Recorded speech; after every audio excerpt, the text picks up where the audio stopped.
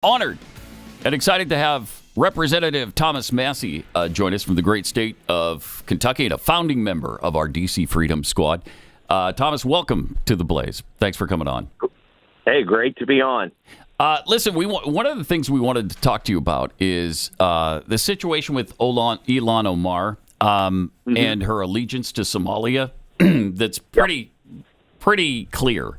I mean, she tries to say that she's just talking about her allegiance to American citizens from Somalia and that it's all U.S. based. Not in the clips we aired. Yeah. I don't think anything could be further from the truth. Is there anything that's going to come of this? Can she be impeached over this? Well, it confirms that we were right, I think, at the beginning of this Congress to kick her off the Foreign Affairs Committee. Yeah. So she's already been removed from that, and I voted for that. I think in retrospect, it's kind of a creepy video I watched, with the translation on it. Yeah. Of her talking about what Somalia needs to take back land from like Kenya and Ethiopia or something. Yes. As if that's part of our congressional agenda. Right. Yeah.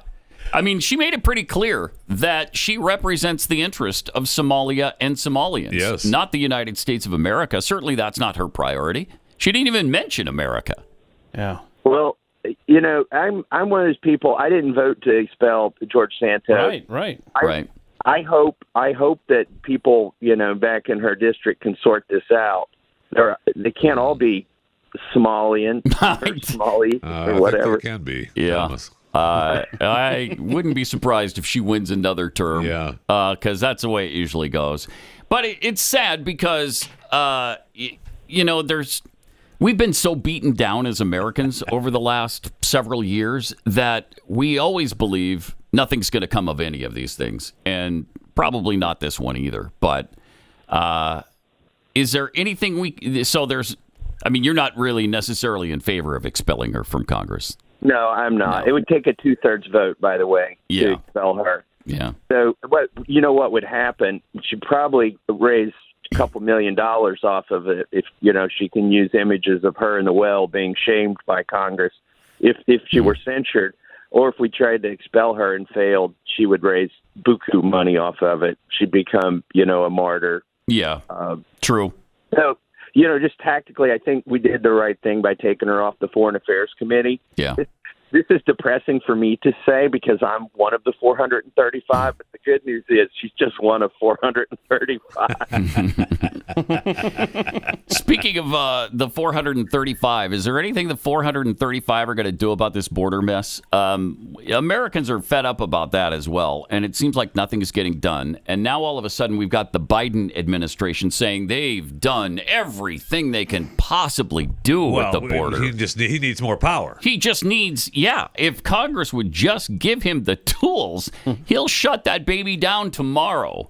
So there's a lot of talk and there's no action. There's talk of a Senate deal, which sounds like a steaming pile of poo that would actually just legitimize up to 5,000 people coming across per day, right? Yeah. Isn't that insane? And actually more, right? If I understood that right, it actually means more. They're talking about they would shut down certain points, right? But the other points that would still be open. So you'd end up with actually more than 5,000. Mm-hmm. So here is, and I think that's just bluster. I don't think that'll go anywhere in the House, but we have a real opportunity that nobody will talk about. I've tweeted about it a couple times. Jim Jordan retweets me because he knows it's true. The funding for everything, including what Biden is doing at the border, expires in March. They keep kicking the spending bills down the road with these CRs. Mm-hmm. Well, the next CR expires in March, and all we've got to do is put a rider in whatever we pass then to fund government that says none of the funds, hereby appropriated can be used, and we put our list. You can't remove Texas's border securities or any other state's border securities. You can't use the money to process, illegal aliens. Just put a rider in there and refuse to fund. It's a lot easier not to do something than it is to do something in Washington, D.C. So it would be easier not to fund it. and then let's have that fight. I think we will win that fight in the hearts and minds of Americans if we make that fight about the border. Yeah. Yeah, I think Americans are to the point now, thanks to a lot of different incidents, and one of them is the shipping of illegals to New York and Boston and Chicago, and they're getting a little taste of what Texas has dealt with forever. Yeah, so I think Americans are at the point where almost all of us want something done on the border. This is probably the best opportunity Republicans have ever had to actually make something happen, isn't it? Oh, absolutely. And of course, he's out of the race, and I'm not stumping for Ron DeSantis, but he sent 62%. He sent that plane load of illegal aliens to Martha's Vineyard, and they said you'll lose the Hispanic vote. He got 62% of the Hispanic vote a few weeks later in the election. Yeah. That's a massive miscalculation on the left's part, is that they think that Hispanics who are here legally are in favor of more illegal immigrants. They're not. They're not. And I think that's pretty clear now. Plus, it's pretty clear Ron DeSantis didn't know what he was doing. There was no room in Martha's Vineyard for people. There was no place for them to stay, Tom. I mean, they had to bust them out immediately and find them a place where there was room. It's just incredible. We're speaking with Representative Thomas Massie, who, by the way, has a 100% lifetime rating, I believe, from FreedomWorks. And we just saw, was it the Republican Freedom Caucus? Liberty Caucus. Yeah, the Liberty Caucus, who also gives you 100%.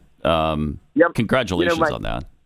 Yeah, the Liberty Caucus gave me 100%. FreedomWorks, I don't know, it might be 95 or 98%, which means they're only wrong 2%. A member of this audience, Skip to Zip, asks a question on Twitter. What if an illegal immigrant were to move a podium 20 feet? Would that change their tune on dealing with illegal immigrants? Because we saw what happened to American citizens who moved the Nancy Pelosi podium 20 feet on January 6th. If it was an illegal, I think that would be excused. I think it'd be fine. You'd have to. Probably. You know, this week we're passing a bill to make it clear if you do drunk driving and you're illegal alien, you're going to get deported. A bunch of other things that just are common sense, and it's going to be interesting to see if Democrats will vote for or against that. It's going to be a real good test this week. It's been interesting to watch Biden try to turn this around on Republicans, that you're the ones who don't want more border protection. You're the ones that are not letting him shut down the border. You're the ones who are denying more border agents being sent. How is he getting away with saying that?